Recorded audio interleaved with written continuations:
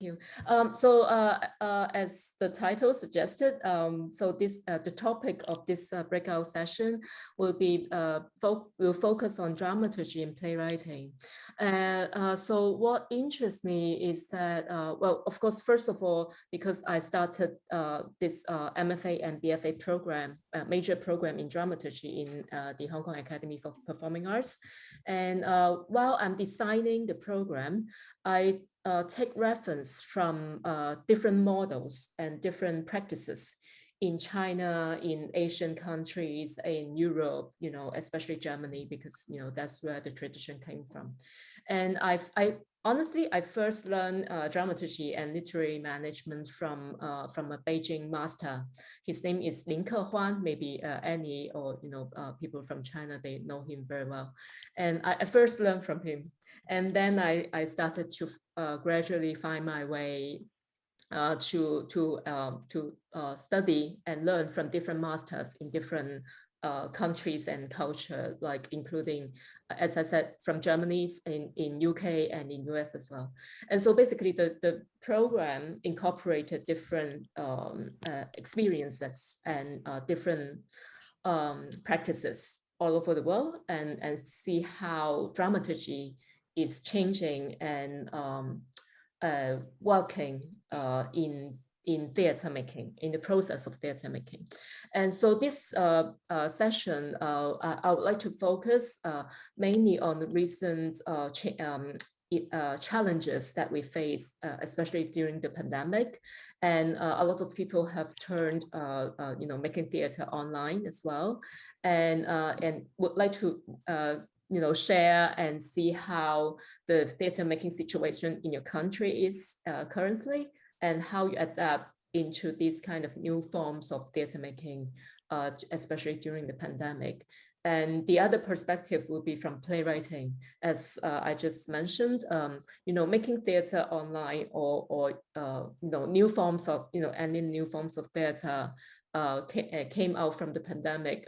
We need new forms of writing and even, you know, storytelling and narrative structure.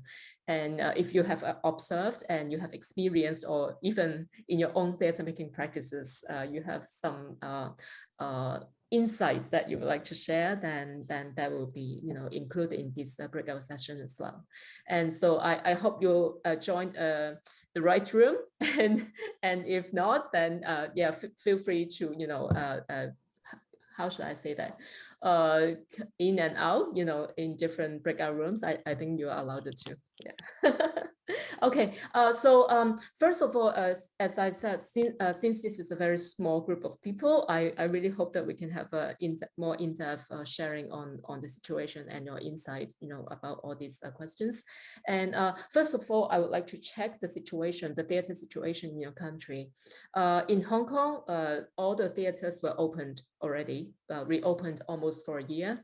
But of course, there are some limits to the number of audiences. So around 80% of audience were allowed in the theater. And so basically, you know, we're kind of going back to normal, you know, making theater and doing productions. And of course, we have to do some measures. Say, for example, if the actors are not wearing masks on stage, then they have to do a test to prove that they're negative, or they should get fully vaccinated before the performance. And so these are some of the situation in Hong Kong at the moment. So if in your country the situation is very different, please share with us, and then we will start from there. Yeah. So anyone would like to share first? Yeah, please go ahead. Go ahead. No, it's okay. I just want to say that because Miss Janice POON just mentioned Hong Kong, so I would like to say something about Shanghai right now. We are like in a similar situation because we're close, very close, and yeah, in Shanghai, basically the theaters are now all opened, and the audience. I think we don't have a limit of like audience like going into the theater. It's not like 50% or 80%. At one moment it was like that, but now we're like full capacity is allowed, and of course the audiences should like wear a mask in the theater. And otherwise, it's like, yeah, back to normal. And I'm very happy. And I think throughout the year, I go to like theater in Shanghai very frequently. And I'm very happy to see like all the forms of theater are like revivaled. Yeah, this is basically what I want to share in Shanghai. Thank you, Annie. Yes. How should I call you? Should I call you Paolo or Ricardo? Yeah, Paulo. Paulo. Yeah. Okay. Thank you, Paulo. Yes. How's the situation? So I live in a very provincial city in Brazil where there is almost no theatrical activities historically. The only place we can say that there is real professional theater in Brazil is in São Paulo, which is a huge city, as you know. The other cities, they practice more an amateur kind of theater, and not that is bad, but it's not professional. So theaters have just been recently opened. I think last October or November, they were closed until this moment. And then because I live in this provincial town, I cannot say. I know that here the theaters were opened, but then of course you have these sanitary precautions and the audience is limited. But as there is no theatrical activity like in Shanghai or Hong Kong, for example, I cannot say what is going on because nothing has ever gone on here in this city. But in São Paulo, I think theaters are open, but there is a limited number of people that can enter, and this is the situation. But I think it's very interesting as a comment that you talk about Hong Kong and Shanghai, because China is huge. I think you cannot talk about China and you cannot talk about Brazil because it's such a huge country that there are many places I have never been to because it's so far. And I think it's more interesting if we deal with the specific city we live on. Of course, we can talk about the country, but then we know more the specific situation of the city. Thank you. That's true. That's true. And by the way, bear with me if you hear me type because I have to report our discussion after the breakout session. So I will be typing, record, jogging notes during our sharing. So bear with me. So there are two friends here from IPA. Have I pronounced it right? Farad and Uno. So my apologies. How should I call you? Farad? My name is Varad. Farad, yes. How's the situation in your country? I mean, theater situation. I am unaware of the whole of India, but I know for especially Maharashtra, which is the state I live in, cinema theaters are open, but seats to the sides cannot be booked, so it's not at full capacities. And same for auditoriums, they are not open at full capacity as of now. I see. Okay. So Murno, Mrunal. apologize. It's fine. Murna. I think like whatever I've seen right now, the theaters are open, auditoriums are open, and but they are allowing only 50% of the total capacity. I see. Okay. So we have a brief understanding of the theater situation in in your areas. So so going back to the discussion question of this breakout session, have you observed any particular changes or specific way of theater making in your country during the pandemic or sustained until now? Are there any changes in your country in terms of theater making? I can say that nobody has made any theater here during pandemic. So it was possible. It was impossible because theaters were closed and we were not allowed to rehearse. That was seen as dangerous, of course, and it was. And I think it's impossible to practice theater without rehearsing and being together. I mean, the real theater, the traditional theater before the pandemic. And the other important thing is that theater, it's a kind of art that needs to be funded. We don't have the kind of audience the movies or the huge musical theater has. So we need funding, and there was a total cut of funding during this period. And not only that the artists couldn't make theater, but they were starving. They didn't have money to pay their rental and to eat. So it was a really difficult situation for the cultural sector, the theater sector in Brazil. And the ways they found to solve this, of course, was doing the kind of virtual theater. I don't know how we can call that. This mix of video and cinema and theater that is so polemic, but this was the way people found to survive in this period. I see. And for India, there's a varied, it's a variety of things that have happened. Sadly, I haven't attended any particular like traditional plays in the last 2-3 years now, and I don't know of anyone who has. We tried to make a couple of plays, but it always used to happen that we used to start and we used to get together and the situation would worsen again. The COVID situation would worsen again. We had to shut it all down and then we'd start up again when it got better. And then that just kept on happening. But I do know that uh, many institutes here have persevered. For example, in IPAR, we did like a festival, IPAR Theatre Festival. It was uh, a small number of people than usual. It was through multiple modes. People actually performing, and at the same time, someone behind performing through an online medium. That was particularly for Zoom, like dance and all. They used did a hybrid of physical and online. And yeah.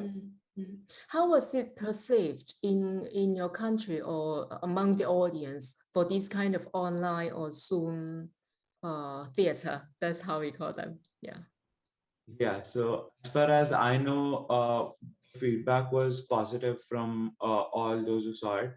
Sadly, it didn't reach the amount of audience that it usually does, because eh, we performed it for a few people.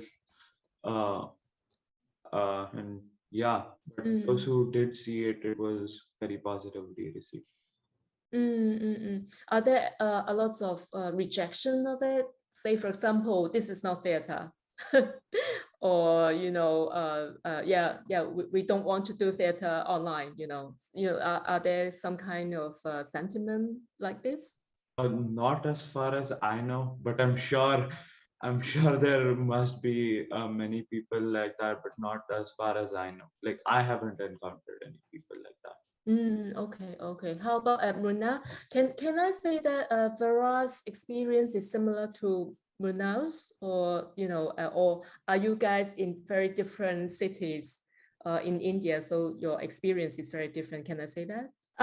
We are in the same city, but I would like to add during the pandemic, I observed many virtual collaborations, and also a lot of theater groups. What they were doing was one of the characters would like all the characters would be in their respective homes, and they would come live, for example, on Instagram or Facebook, and then they'll present a play, like a short play of 10 minutes.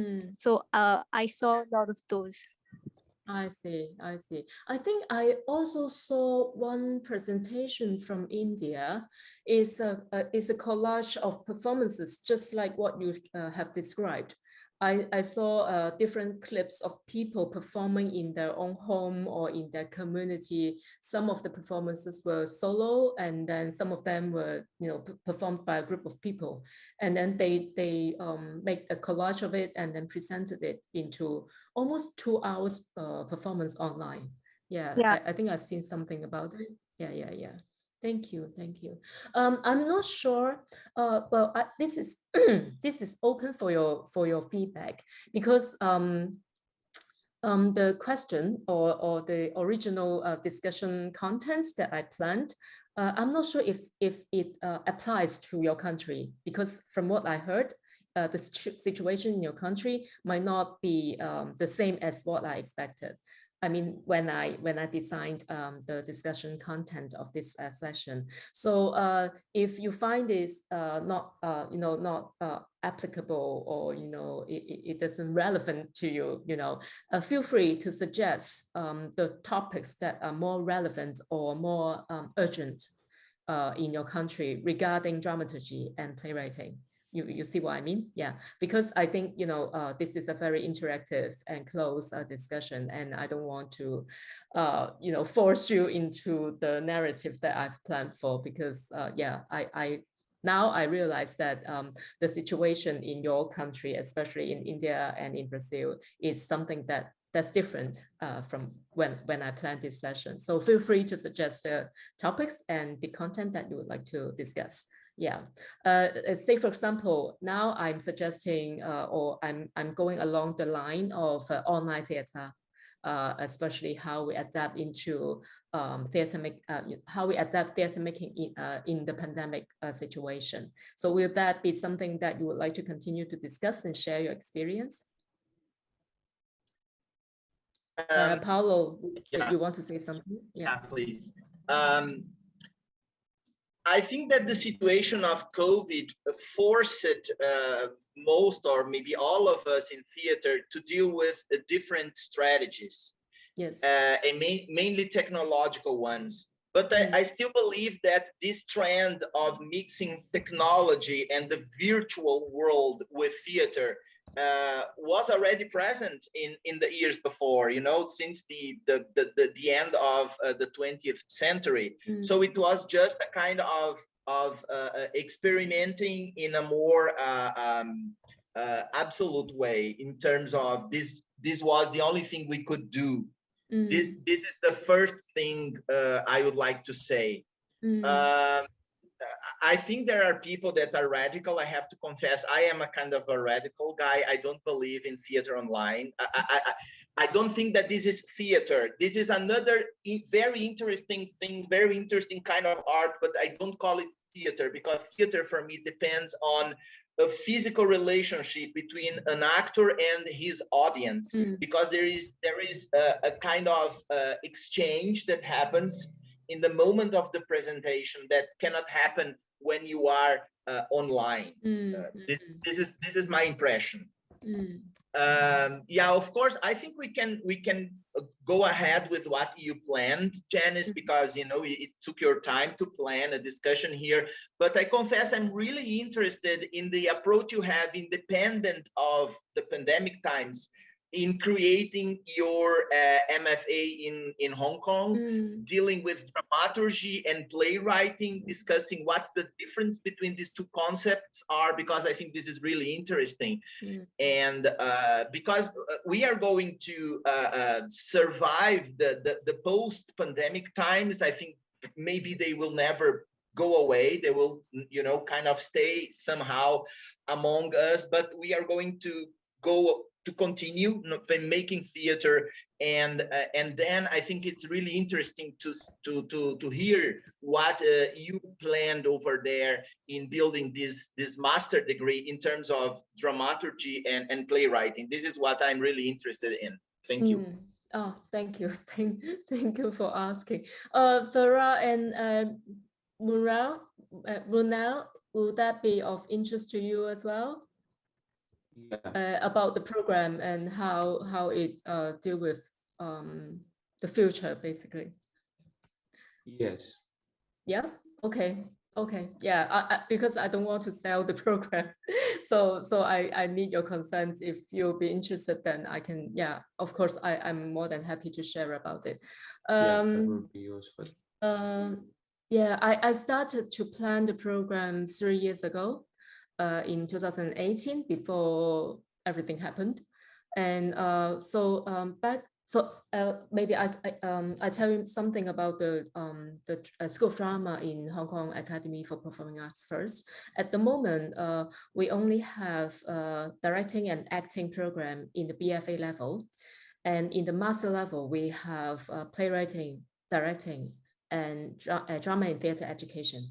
So these are the major programs that we have before. And since I joined the academy, and then the academy is undergoing curriculum review, so there's like a reform of all the curriculum in the academy. And so I proposed to launch the master and BFA program in dramaturgy. It basically looking at the way of theater making that I experienced internationally. Because before I joined the academy, I work internationally quite often, and I can see that the form and the content, the way people make theater is very, very different. Like our tradition, we do drama, spoken drama, but I can see that the forms of production and performances and theater, it changed a lot. And sometimes when I saw some performances, I can't really tell whether it's theater or dance or music, you know. And but the important thing is dramaturgy. Is how the structure, how the content and the form work together. And as I said, I have the privilege to learn from the Beijing master almost 20 years ago. And then since then, I've been researching and doing studies, and I got scholarship and residence in New York and UK. And so I think it's time for me to give back to the industry, and hopefully through this new program. And so the design of the program incorporated different aspects that I learned from other countries. So it focused on 4 major areas. So basically, when we talk about dramaturgy, the first thing you will think of is production, how you work as a dramaturg in a production, how you work with the director. And in the UK and the US, they have a very strong literary history and basis for dramaturgy. So when you talk about dramaturgy in US and UK, they immediately think of literary dramaturgy. That means the dramaturgs work with the playwright. They basically work with dramatic text or doing adaptation, working with playwriting, but for me, for this program, apart from production dramaturgy and the dramaturgy of performance text, I call that performance text because, as I said, the form of theater, writing for theater, is very different now. And this program, of course, I have to look into the future, like future 10 years, 20 years, but not now. And so I think the development of writing for performances has, has to go through, or hopefully to go through some study and research and finding our new way of storytelling and narrative, even playwriting in the future. And also the other 2 areas are curatorship, how you curate with a dramaturgical sensibility. And the 4th one is institution, how you work as a dramaturg in an institution. When I say institution, it can be a theater company, it can be a festival, it might be, especially, say for example, I'm now working in the school, but all the work that I do, and all the projects that I curated, I have that sense of dramaturgical sensibility in my mind, and looking from a macro point of view, for the development and the benefit of my students. And so that these are basically the design philosophy of the whole program. Both MFA and BFA level is the same, but for BFA level, because it's a 4-year program, and so basically almost half of the program we focus on arts and humanities subjects. So it's not only teaching you how to be a dramaturg, you will be equipped and learned a huge amount of arts and humanities subjects, including psychology, philosophy, literature, visual arts, history, sociology. These are the abundant knowledge that any dramatist need to work in the theater and to take your production or your art into the next level. And yeah, so that's basically how I designed the program, and hopefully yeah, it will bring some change to the theater scene here. Yeah. So when you ask about dramaturgy and playwriting, and of course playwriting, we have traditional linear playwriting and the traditional linear playwriting. I think you guys understand what I mean. So you have the beginning, middle, and end. But the form of beginning, middle, and end also has many different shapes. And so in dramaturgy, we discuss about the different shapes in playwriting. Can I quote an example? Let me think. I think many of you know the work of Sarah Kane. Yeah. I hope so. say for example, 4.4 Psychosis. A lot of people debate whether this is a play or not. And for me, this is a play. This is a play, not in a linear form. No, when I talk, it's not structured in a linear dramaturgy way, but it is structured in the shape of it. It is like dots, many different dots on a plane. Yeah, that's one way you can look into a play when you look into this when you try to look into the structure of a play. So it's not only you have the point of attack, and then the protagonist came, and then they encounter incidents, and then they have to take dramatic action. That's a very precious traditional way of writing plays. But in dramaturgy, we talk a lot about other forms of writing as well.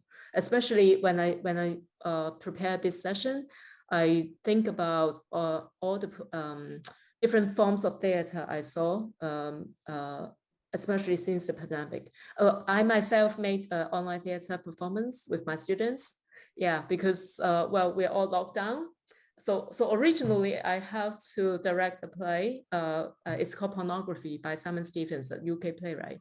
So originally I have to direct that play, but because of lockdown, we cannot rehearse, we cannot produce it in the school, and so I decided to direct an online version of it. And if you know that play, there are 7 scenes in the play, and in each scene it's mainly monologues or two-handers. And so it's very easy. So I just rehearse with 2 students or with 1 student, and we rehearse at home, just like us now. As I mentioned at the very beginning of the lockdown, we have some problem with the security of Zoom, and so we use Google Meet, we use WebEx, and and other kinds of online platform for the rehearsal. And so we rehearse on the camera on our laptop, and my students were not as well off, as we can imagine. So basically, from the quality of the camera, you can see, and you understand how their living situation is. And I still remember when I rehearsed that play, one of my students, she's doing a monologue, and I heard flushing all the time when I rehearse with her. But she's so concentrated in the camera, and then she's trying to read the lines. And so during the break, I said, "Where are you?" And because I can't see the background of her, and then she said, I'm sitting next to the toilet. And I said, "Why?" "Well, because this is the only place I can rehearse." Because she's living in a very tiny apartment with the whole family, and well, during lockdown, all the family members were there. But I have to give honor to the student, because even in such an adverse situation, to still concentrate so much in the camera and try to do the play. And yeah, we managed to work it out, and we managed to try different inbuilt technology in the Zoom platform. We at the end we used Google Meet. We didn't use Zoom for that performance. So we managed to figure out all the inbuilt technologies in Google Meet, and then we try to use it. Yeah, say for example in Zoom, when the person who speak, he or she will pop up, right? So we use this device during the conversation, during the dialogue in the scene, and I adapted it into a 7-episode series, live performance series. So during the whole week, so each night you see one scene, and then it's a live performance. They perform at home, and so during the performance, some of the students, family members, they will leave the home, or they will, hide away, to some corner, and give them the space to perform at home. And I insisted it has to be live performance. It's not recorded, because that's the essence of the theater. And the audience were allowed to type in the chat room during the performance. And it's very interesting, because when you're in the theater, if you hear someone, speaking or eating, but you are not allowed to eat, basically. If there is some disturbance to you in the theater, you feel annoyed, very annoyed, right? But in that performance, because we were all locked down, when we saw the typing on the chat room, we found it so warm, because we saw that, oh, there are so many people watching the performance together, and the students were so encouraged that, oh, there are really people looking at us, seeing our performance. So, and I think in China, you're all familiar with the Danmu. Yeah, How yes. should I say it in Yes, so the pop-up the popping comments go across the screen. It's not from the chat box. Yeah. It's not like comments below. It's comments flying over here, when I'm performing. It's have all those comments here. Yeah, it's true. So from this experience, I think about the notion of public and private in all these online theater making experiences. As I said, when we were in the theater, we are in a public space, right? So as Paulo, you mentioned, we are sharing the experience physically with the audience sitting next to us. That during the pandemic, because we were all locked down, and then we were forced to stay at home, and by watching a live performance online, we share the same experience online in our private space. But then when we saw the chat room, all the lines coming up, we all of a sudden we found it so public, because we're sharing a public space online. And then after, since the theater reopened, and then we go back to the theater space, and then we saw a performance on stage. And then all of a sudden, like not only me, like some of my friends also shared that I feel so private in the theater. But I'm sitting in a public theater space, but I feel so private looking at the performance on stage, because I'm on my own. I can, taking, appreciating what's on the stage on my own. The imagination, everything is on my own. I'm not communicating with anybody else in the theater until, the performance finished. So this notion of public and private fascinates me, with all these experience, and also the dramaturgy of online theater making.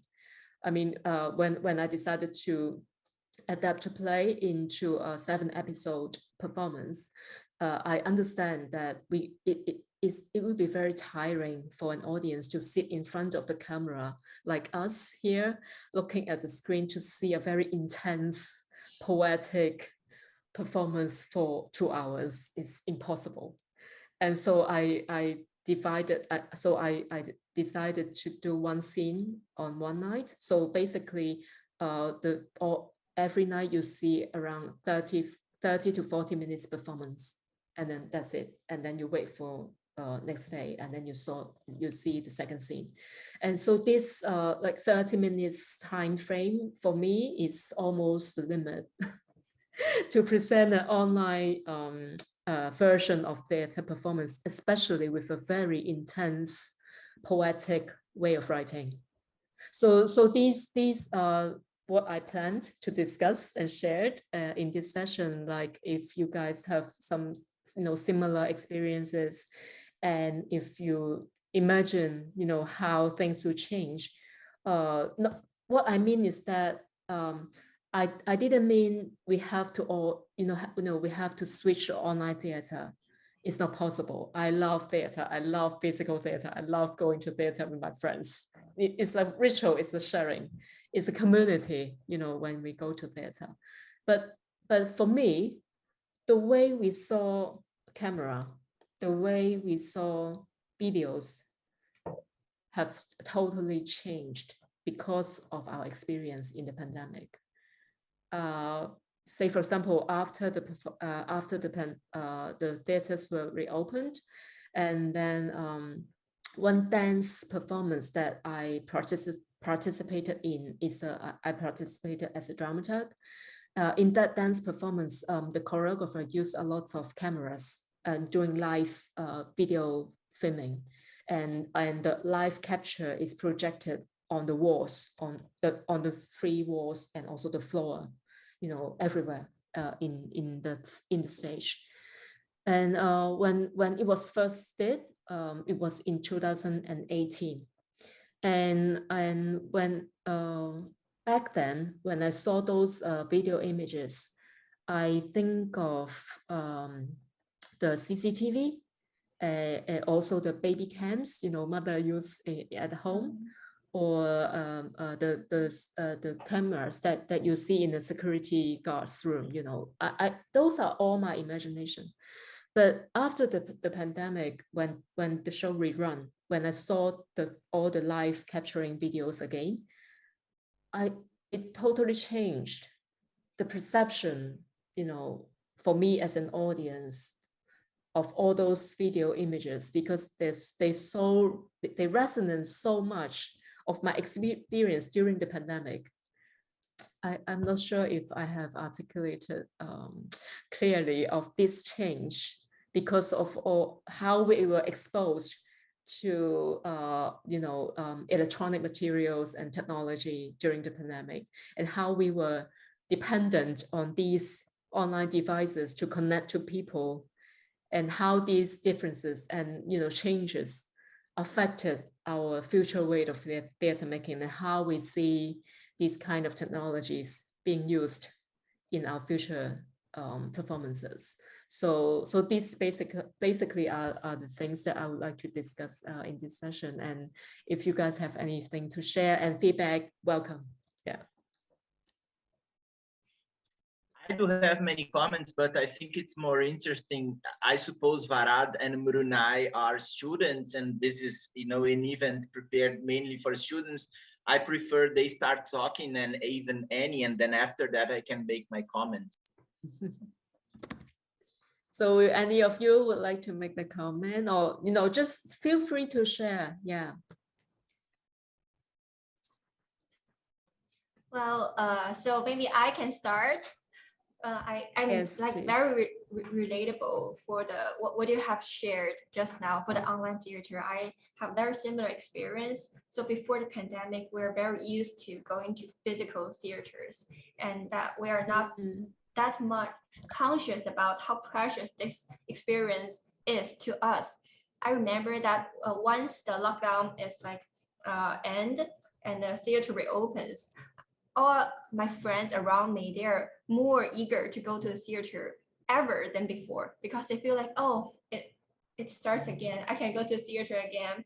And I remember like before that, my friends always like say, oh, let's go to see this show next time, next time, next time. But now if there's a show she would like to go, and she will drag me and say, we must go to see that show before it's like a lockdown again, or it like disappear, or anything. So we feel more precious about the experience that we can stay in a theater. And also for the online theater, like a lot of shows are having the live broadcasting, because some for some shows, although they can have audience, they might not have like that large of audience space, and they also want to share the play to the wider public, so they do a live broadcasting. That was, I don't think it happened a lot before the pandemic, but now since there a lot of people are doing the live thing, so a lot of plays they are doing and attracting a lot of people. Like, oh, I don't need to buy a ticket, it's for free, and I can see the show online. Although the experience is like different than like you going to a physical theater, they still can have some sense of like what the play is about. And once the play is like touring in their city, they'll be like more willing to go to the theater and see the show. Yes. Yeah. Thank you. Thank you. And I have like one question, especially because I and some of my friends, we were discussing about the flow of theater physically and online. And we feel like the theater, when you're watching it online, you feel it is slower, a little bit slower than when you are sitting physically in the theater place. When you're sitting inside, you feel like, oh, it's perfect. Everything's perfect. That the flow is perfect. The like speed is perfect. But when you are not sitting in theater, watching it online at home in front of a computer, you suddenly feel like, oh, this show is a little bit slow. Well, that's true. That's technology. It depends your bandwidth and yeah, there are lots to do with the technology and the equipment that you use for the broadcast. Yeah. I'm not inside like inside the theater and experience. I just like in front of camera. So I think, oh, can I press stop? Can I suddenly go to like another scene and go back? Yes, there's a lot of like. Yeah. Thank you. So any other sharing? So where are our good? Please go ahead. Sorry, I got disconnected because there's some technical issue at my end. So no problem. Yeah, I found what you said very relatable, and from my experience, I really the online thing, it was quite a tricky thing because there's this sense of connection missing both between the actors and with the audience. So it would have been really nice if we had known the trick of really the chatting, because for everything that I attended, it was just closed. And yeah.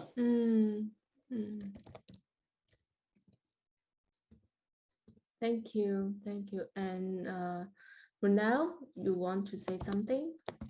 Yeah, in terms of performing, what I observed was when we were doing, for example, when we were improvising.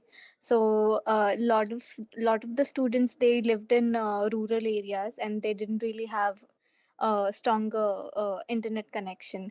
So there was a lot of pauses and breaking. And so what used to happen if for example, if I said a line, I have to wait for the response, or sometimes they will put their response in the chat box.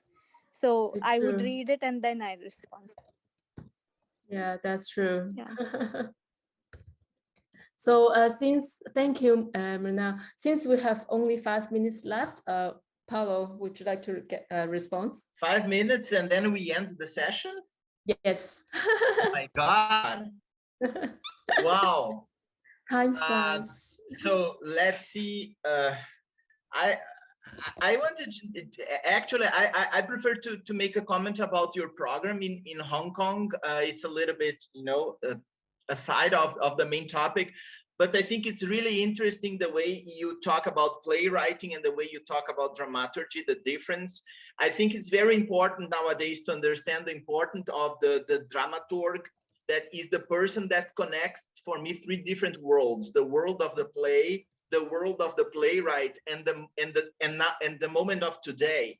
So this is something that Stan Lai made with his Mozart adaptations when he brought them to China, although they happen, you know, in another place and another time. I think this is very important. And in terms of playwriting, I use both. I use two concepts with my students that are the closed drama and the open drama, the closed and the open form. So Sarah Kane would be open. Maybe Simon Stephens could be more closed, but both of them are still drama. This is like Heiner Miller, this German playwright that some people say, well, this is not, for me, this is so dramatic. And he has a sentence that is wonderful. He says, well, how come Hamlet Machine, this is one of his most famous plays, people say that is not drama? It has 5 acts. It's so Aristotelian. It's perfectly classical. And I love that. So congrats for the things you created over there in Hong Kong. I think it's really important to have a dramaturg nowadays, mainly because we live in these times that plays go to different festivals and they need to be somehow understood. I think this difference, and then when Shanghai showed their program, for example, we saw that here you're going to learn Kunchu, here you're going to learn Huaju, that totally separated. I think you have somehow to connect these things, because, you know, these are different traditions maybe, but today, look, I am here talking to, you know, people from Asia. I would never be doing that if we didn't have this possibility of this virtual connection. And everything I'm saying is to reinforce the importance of the dramaturg in a process nowadays, where we work with, you know, the conference is showing this. This is a global world. We have so many different traditions that want to talk, to intertwine and to connect together. So I think this is really important. And I personally doesn't have anything against Huaju. I love spoken drama. I think this is a possibility. Stan, when he was talking yesterday, or the day before yesterday, he said, I have 2 different kinds of plays. One kind of play becomes really popular, and then I have a huge audience, and other plays, they are very experimental, and they stay small for a small audience.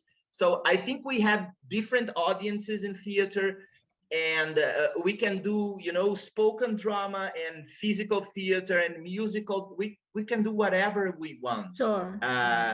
We have audiences for everything. But I still think that the playwright is really important. And I have to say that because in my country, in this part of the world, playwrights don't have any importance at all. It's really hard to be a playwright here. And the dramaturg is another very, very important function and mainly nowadays, when you don't necessarily have to work with the spoken drama. We saw the plays by Eli Papakonstantinou, for example, that are very, you know, they are adaptation, very free adaptations of Greek drama. So yeah, this was my participation here in 5 minutes. Thank you so much. Thank you, Paulo. Yeah. Any last words?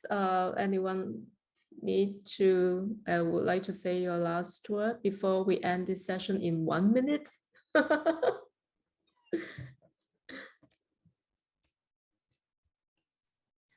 I just want to say thank you very much, Janice, for a very, very, very good discussion today. I'm very happy to join this discussion. Thank you very much. Thank you. Thank you. Thank you. Okay. So I hope I will I will report what we have shared. Yes. So I'm to the truth. Yeah, I'm clicking ending the breakout session. Okay. 1 click. Okay. Yeah. Okay. Thank you. Thank you. See you. See